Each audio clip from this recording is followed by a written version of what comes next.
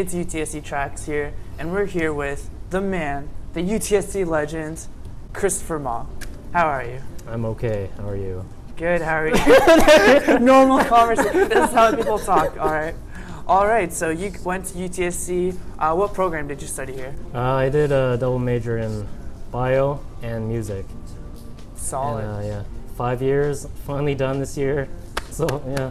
More time to make more songs and 2 more albums. You just released 2 albums this year. That's pretty wild. It is. You don't really see that, like at full-length LPs. Completely unheard of. I'm like, Chris, do you not see your family? Do you not talk to them? I just imagine you're just in your room or in a cave just writing songs. Well, it's kind of it, because I'm just in my basement. That's where I do all my stuff. So, you know, family time, basement time. Before we get into a conversation about the new LP, Every Night, amazing album. Love it, front to back, solid. You recently played 2 shows with Sunset Arcade, one at Art Side Out, and the second was at The Cut, I think last Saturday. Yeah. What was it like playing bass for them? It was fun. Like, yeah, that was my first time ever doing like a gig, like not just playing like in a church or at school or whatever. Yeah. So it's really different. Like, you just get there, you're playing so loose, somewhat informal. It's good. And you are a UTSC alumnus now, graduated last summer. How have you changed as an artist from when you first came here to now? Well, give a shout out to my friend who I met in first or second year here. My friend Manuel, he got me into all sorts of like weird ass music that I never like listened to before, like different genres and stuff. So that was definitely probably like the biggest change that happened here.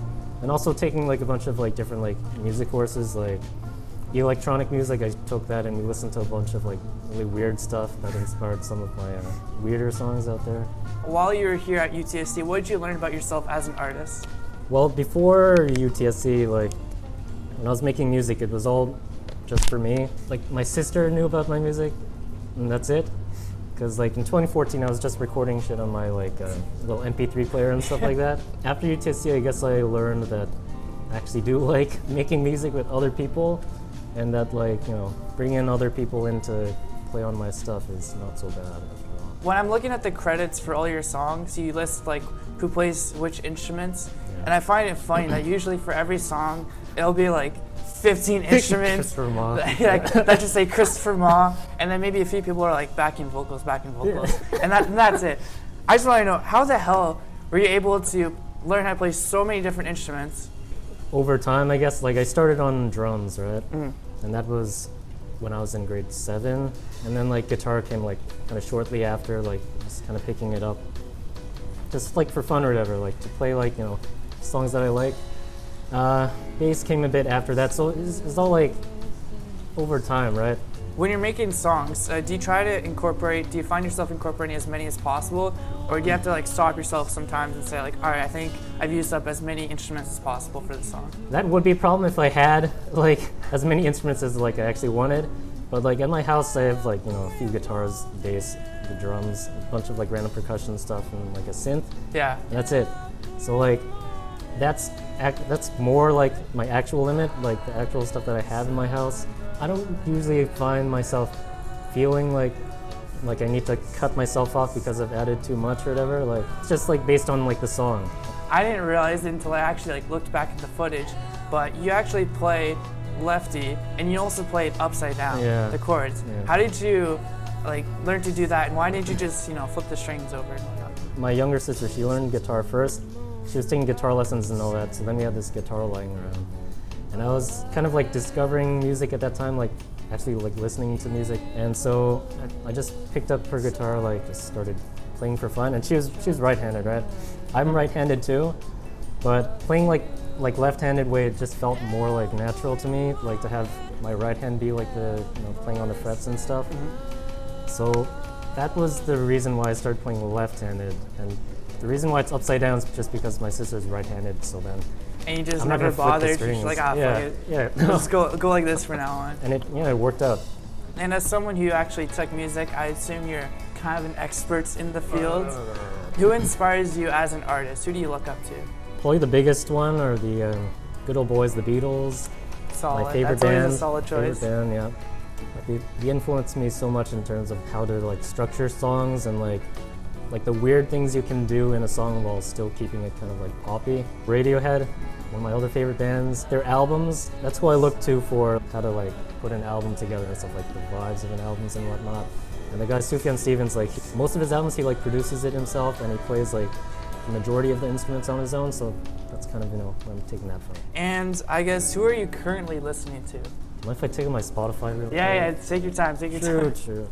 I haven't been listening to that much shit, actually.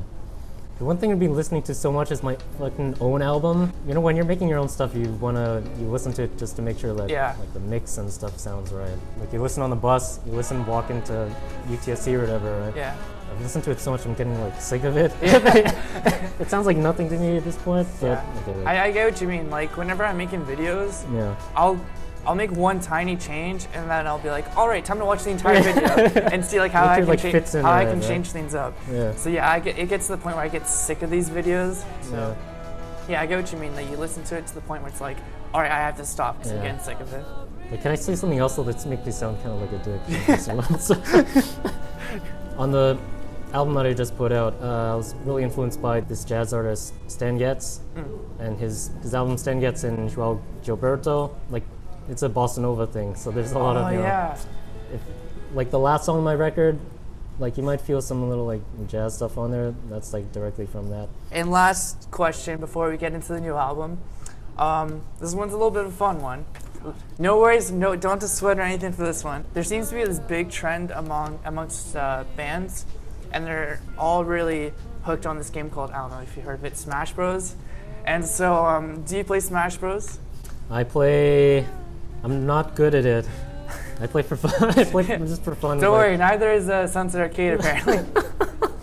But do you like main any character? I do main. I main Pikachu. Pikachu? That's my guy. Solid choice. I don't really know who to main. I sort of just go with whoever. I don't even own like a Switch or anything. Oh, I never owned a Nintendo Wii. Like, I really missed the ball on that one. You didn't own a Wii? No, I always had a PlayStation growing up. Yeah. So I never really like got into the whole Wii. But whenever like I went over to a friend's house who had a Wii, I would like play the shit out of it because I thought it was like the craziest thing ever. I was like, whoa, back Wii in 2008, Sports. yeah, it was amazing. That shit went off. All right, now into the new album, Every Night. You said that it was supposed to be a 4-song sequel to Sings the Sounds of Summer. Yeah. Fuck, that's a tongue twister. It is. What led you to making it into becoming a 9-song LP? When I first started, it was supposed to be just like a few songs. I didn't even have 4 songs at first. I had like 2 songs, and I was working on those for like a month or whatever. It was taking a long time. So that's why I initially wanted to just be like an EP or whatever. Because it was like, you know, these songs are taking so long. I don't want to like spend all this time making like a full album or whatever. But when I write songs, I usually look through my my voice recordings on my phone, because that's where I put all my like, when I have an idea or whatever, I sit down with the guitar, I stick it in there, and I end up forgetting about it half the time. So for this album, I was just doing that, like looking through like older voice recordings and stuff that I had to see if I had anything there, and I ended up having some, you know, like half of the songs on the album are from like voice recordings done within the past like 2 years or whatever. So yeah, that's how it kind of became like a full thing. When you look up Christopher Mall on Spotify or on Bandcamp, you'll see like a wide variety of genres, from like alternative to noise rock to indie rock to folk, you name it. You cross a wide variety of genres. With all the various genres that you've done in the past, are you trying to head towards a more, I guess, unifying sound that's more leaning towards one area, or do you still want to experiment with a bunch of other genres? I think it's nice to be able to, like, the thought of like streamlining myself towards like a specific, like maybe unique sort of sound. Yeah. That's kind of nice. Like, I like that idea, but I don't know, I like being able to put out like a weird album or some like weird like experimental stuff every once in a while that like I wouldn't be able to figure out how to like merge that stuff with my like popular songs. Yeah. So I don't know, I kind of like having like different things like that going on. Because I remember I was listening to I did a whole like binge listen of all your albums, and then your first album, there's a lot of like noise rock, almost like Strokes like music, and then you got My Sweet Sweet Darling, which is like a whole ass Halloween album, creepy as shit, walking around my house late at night in the shadows, and I'm like, holy fuck, Christopher Pond's right behind me. I was like, it's really spooky. I'm thinking lately about doing another like weird, like scary thing again, so. What areas do you want to experiment with next, I guess? Well, I'd like to introduce more like, I don't know, like classical elements, because I've been listening to classical music for like a while now, and I don't think it's really like made its way into my music. And I have a lot of friends who, like, I made at UTSC who play like, you know, trumpets and like strings and shit like that, so it'd be nice to put some of that in there. What are some things that you learned or did differently this time around on this album? On this one, I guess I wasn't thinking too hard about like the overall. It's not a good way to start this. I wasn't really thinking about I wasn't really thinking like the overall like theme of the album or whatever. That wasn't something that I was like too concerned with sticking to like for each of the songs on the album this time around. There's definitely like an overall sound to the album, like, but I wasn't really thinking about sticking to one sound or whatever. And or like one like lyrical theme. Yeah. Like there's a bunch of like kind of different, somewhat related things on there, but that's just more like how it ended up being. When you're making songs or albums, do you try to go for like a certain theme, or do you prefer, I guess, making moments in time of what was going on in your life at that time? In other words, memories. No, memories. Shit. But you gotta extend the word count. It's UTSC influence right there. Exactly. So definitely for some of my albums, like you mentioned my Sweet Sweet Darling, that one I definitely was going for like a really specific theme and sound for the whole album. And I felt like I like stuck to that pretty well. Yeah. But for the I just said for this most recent one I wasn't really thinking about that. But I think for the majority of my stuff, like I'm trying to go for like I'll have like an idea for like an album in mind, like a more like general sort of thing, and then like the songs are usually already like written in some form or another. But like in terms of the production and like the structure and some of the lyrics, those are the sorts of things that'll kind of like tailor, I guess, towards like that specific theme or idea. What inspires you to make music? Like how do you find inspiration when writing music? Alright, let me think about this one. It's a real thinker. Yeah, dude, I knew you were gonna fucking ask this too. I was thinking about this. Yeah, it's a classic, all reliable. Okay, so okay, down to business. So inspiration, it comes from all sorts of places. Movies are like a big source of my inspiration lately. I'll give an example for like Sings the Sounds of Summer. Is that right? That one I was like strongly influenced by like, Studio Ghibli movies, like Spirited Away. Solid, specifically like My Neighbor Totoro. I really like those like scenes in the countryside or whatever. They're just just like running around and like the simplistic sort of, like, scenes, the color palette and stuff, like specifically, like I'm thinking like when I'm thinking about like music, I'm thinking like visually a lot of the time. Yeah. And also probably one of my favorite directors, this Hong Kong guy Wong Kar-wai.